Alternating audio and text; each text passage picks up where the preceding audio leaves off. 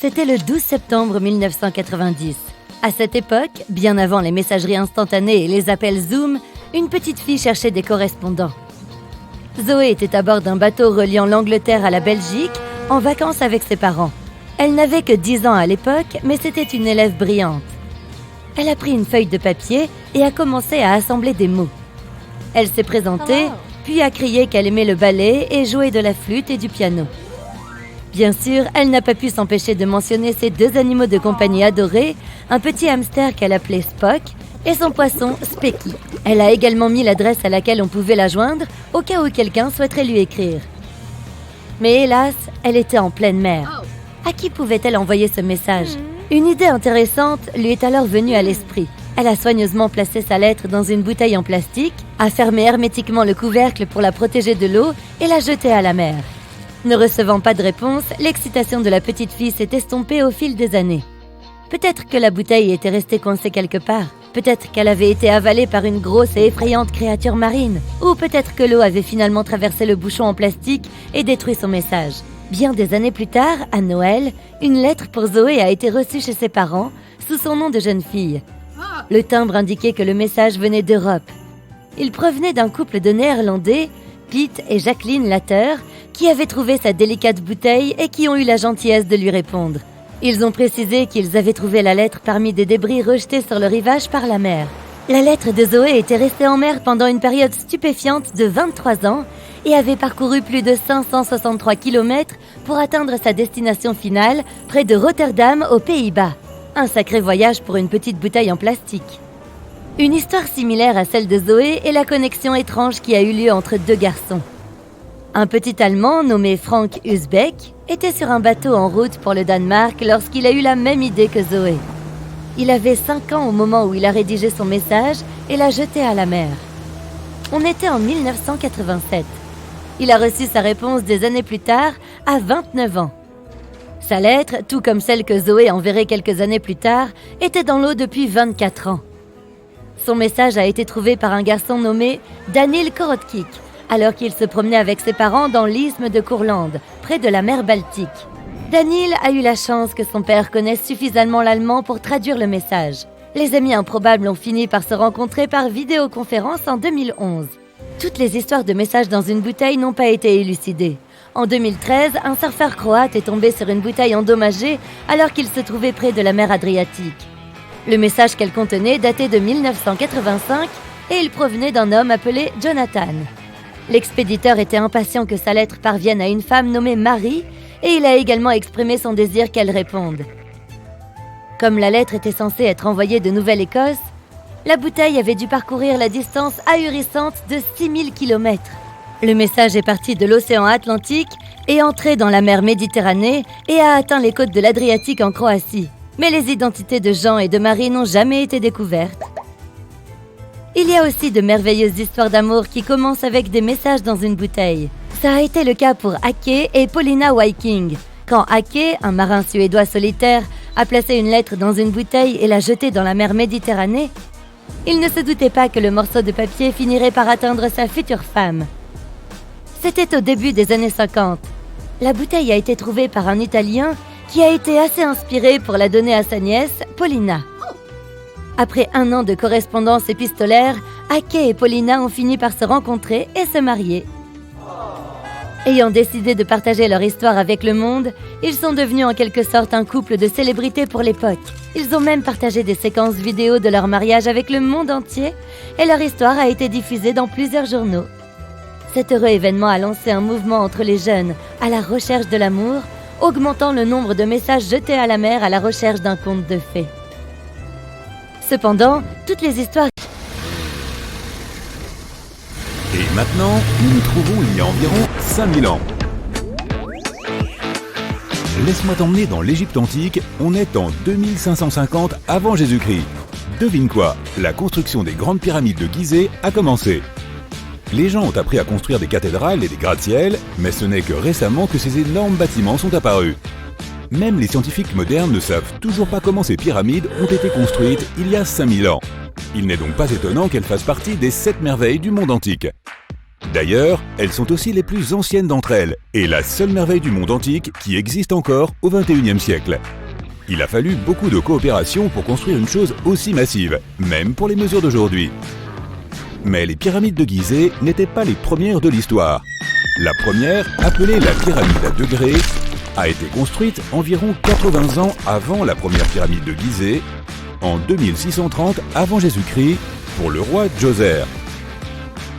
Elle n'était pas censée être extraordinaire, mais elle a fini par être très impressionnante. Il s'agissait d'une pyramide composée de 6 couches de pierre en escalier. Elle mesurait 62 mètres de haut, soit la hauteur d'un immeuble de 19 étages. Et c'était le plus haut bâtiment qui existe à l'époque. Mais ce n'était pas qu'une simple pyramide. Elle était entourée de tout un ensemble de bâtiments, y compris des cours intérieures. Dans l'Égypte antique, les gens croyaient à la vie après la mort. Alors tout le monde, surtout les rois, voulait s'assurer qu'ils avaient tout ce dont ils auraient besoin pour s'y préparer. Voici pourquoi le complexe des pyramides était parfaitement fourni avec de nombreux objets que les gens utilisaient au quotidien. Le complexe comprenait une pyramide et une sorte de palais.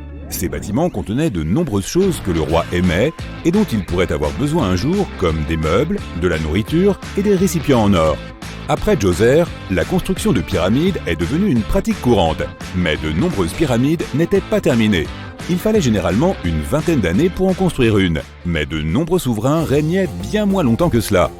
Et, en tout, il y a plus de 100 pyramides. Les pyramides les plus célèbres sont les grandes pyramides de Gizeh. La première, et la plus grande, a été construite pour le pharaon Khufu vers 2550 avant Jésus-Christ.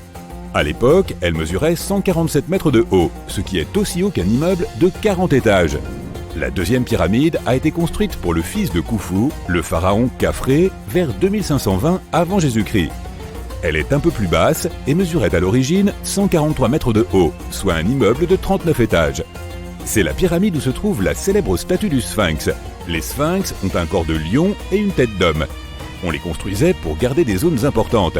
Celui-ci a la tête du pharaon Khafré et garde sa pyramide faisant face au lever du soleil. Le Sphinx est la statue la plus connue et l'une des plus grandes et des plus anciennes du monde. À l'origine, il était de couleur rouge et avait un nez. Il est encore possible de voir les traces de pigments rouges près de ses oreilles, mais personne ne sait exactement quand son nez a disparu. Pendant un certain temps, le Sphinx a été en quelque sorte caché sous terre. Il était recouvert de sable jusqu'aux épaules. Heureusement, au début des années 1800, un aventurier, accompagné d'une équipe de 160 personnes, l'a déterré. La troisième pyramide de Gizeh est la plus petite. Elle est 2 fois plus basse. À l'origine, elle mesurait 66 mètres de haut, soit environ la hauteur d'un immeuble de 20 étages. Elle a été construite en 2490 avant Jésus-Christ pour le fils de Khafra, Menkaure. Les pyramides ont été conçues pour être alignées avec les points cardinaux et leurs côtés symbolisent les rayons du soleil. Mais à l'époque, il n'y avait pas de boussole. Les Égyptiens de l'Antiquité calculaient eux-mêmes les directions avec une précision étonnante. Pour aligner les pyramides, ils ont utilisé 2 constellations. À l'origine, les pyramides étaient recouvertes de calcaire blanc lisse et avaient un sommet doré et argenté pour refléter le soleil. Plus tard, d'autres rois ont pris le calcaire blanc des pyramides et l'ont utilisé pour d'autres constructions. Les scientifiques ont estimé que les Égyptiens de cette époque ont utilisé environ 2,3 millions de blocs de pierre pour construire la première pyramide. Chaque bloc pesait plus d'1 tonne, c'est le poids d'un rhinocéros. Certains blocs étaient encore plus gros, étant presque aussi lourds qu'un éléphant. Il y a 4 millénaires et demi, il n'y avait aucun équipement moderne pour aider à la construction. Il n'y avait pas de machines, pas de roues et même pas d'acier. Le seul métal dont ils disposaient était le cuivre. Aujourd'hui encore, les scientifiques ne savent pas exactement comment les Égyptiens ont réussi à construire les pyramides. Il ne reste aucun document qui pourrait nous éclairer à ce sujet. Certains pensent même que les Égyptiens voulaient garder le secret et qu'ils n'ont pas laissé d'archives à cet effet. Beaucoup croient que ce sont des gens pauvres et des étrangers qui ont construit les pyramides, mais ce n'est pas vrai. En fait, les bâtisseurs étaient des ouvriers très qualifiés et ils étaient bien nourris et bien payés. Les archéologues affirment que les bâtisseurs vivaient dans une ville provisoire à proximité et constituaient une communauté très organisée avec un chef bien déterminé. Les scientifiques affirment qu'environ 20 000 personnes ont travaillé sur chaque complexe de pyramides et qu'il a fallu environ 20 ans pour les construire. Il s'agissait probablement d'un projet national. Les ressources du site de construction étaient importantes et la nourriture et les produits de première nécessité devaient provenir de toutes les régions d'Égypte.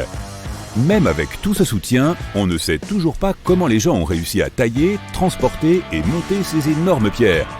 Selon l'une des théories, les pierres ont probablement été transportées sur des bateaux le long du Nil. Ensuite, il y avait une partie plus difficile. Il fallait les déplacer vers le site de construction. Pour cela, ils ont probablement utilisé des traîneaux en bois. Il n'était pas très difficile de les tirer car le sable, mélangé à la bonne quantité d'eau, était assez lisse. Et 10 personnes pouvaient déplacer un traîneau assez facilement, même avec une pierre qui pesait 1 tonne.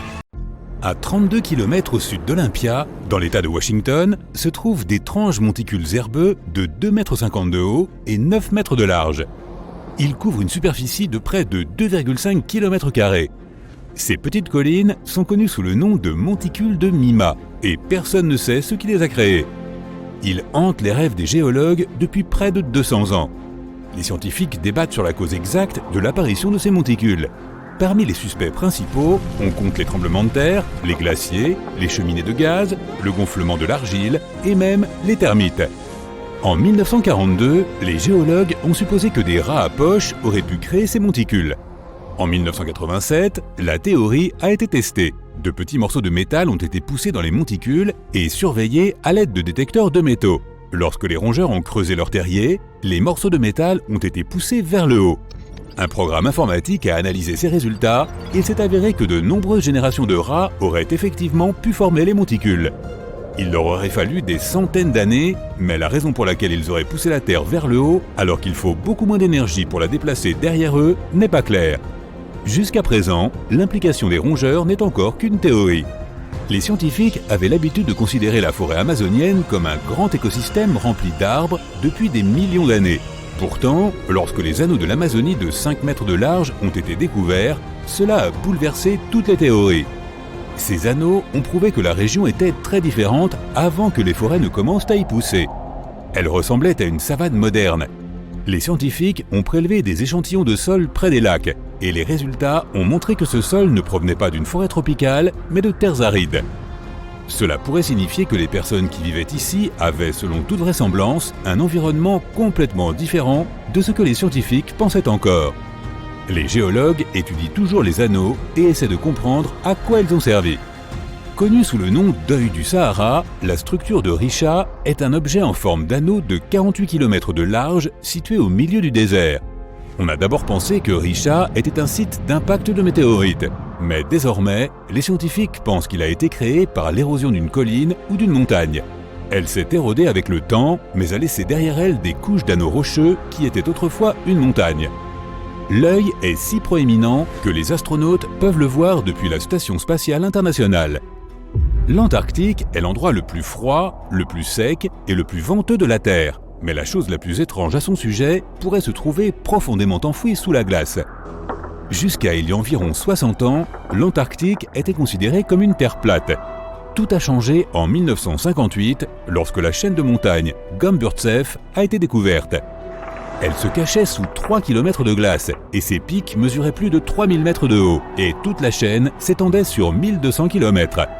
Cela représente un tiers de la hauteur du mont Everest et environ la moitié de la longueur de l'Himalaya. Personne n'a jamais posé les yeux sur les montagnes Gomburtsev. La glace cache des vallées profondes et des pentes abruptes qui pourraient montrer à quoi ressemblait la Terre il y a des millions d'années.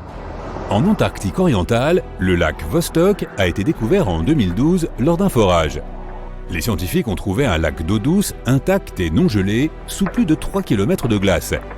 Les chercheurs pensent que des micro-organismes non découverts et des processus géochimiques uniques pourraient exister dans le lac. Après tout, il n'a pas vu la lumière du soleil ni été exposé à l'atmosphère de la Terre depuis plus de 15 millions d'années. Mais le forage dans le lac risque de ruiner l'écosystème qui se trouve en dessous et de contaminer l'un des derniers endroits intacts de la planète.